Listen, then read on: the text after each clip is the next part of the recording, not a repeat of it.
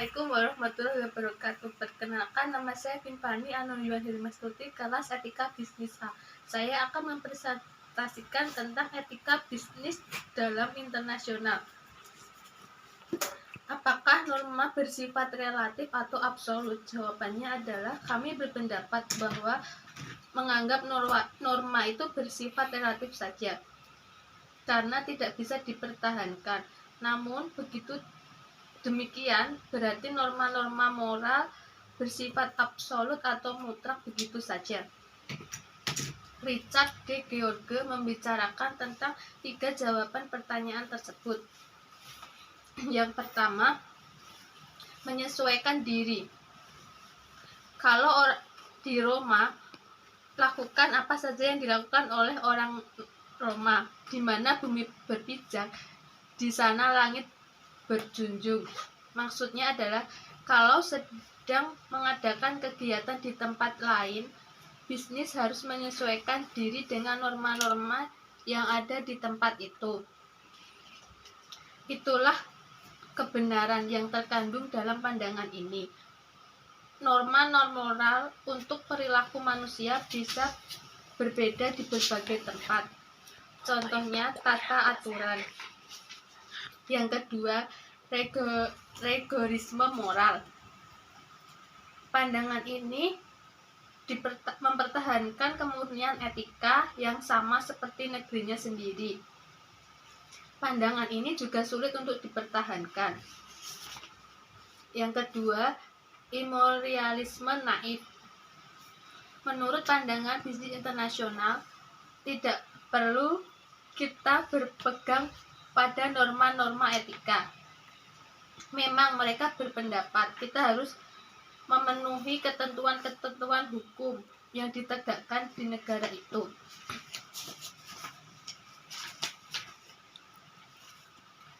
Masalah dumping dalam bisnis internasional.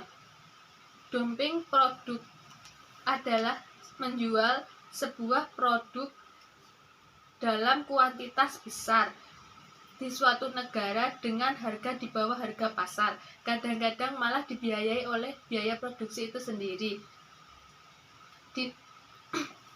Dumping produk bisa diadakan dengan banyak motif yang berbeda. Mengapa praktek dumping dianggap tidak etis? Karena melanggar pesaing pasar bebas. Kelompok bisnis ini terjun dalam keadaan bisnis internasional dengan melibatkan diri untuk menghormati keutuhan sistem pasar bebas. Aspek-aspek etis dari korporasi multinasional. Korporasi multinasional disebut juga dengan korporasi transnasional.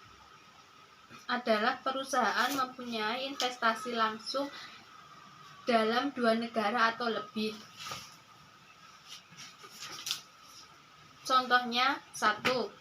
Korporasi multinasional tidak boleh dengan sengaja mengakibatkan kerugian langsung.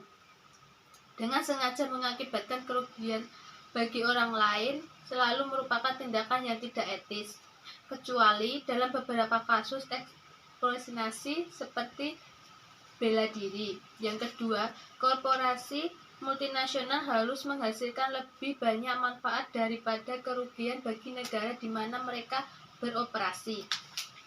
Yang ketiga, kegiatan korporasi multinasional itu harus memberi kontribusi pada pembangunan negara di mana ia beroperasi. Yang keempat, korporasi multinasional harus menghormati hak asasi manusia dari semua karyawannya.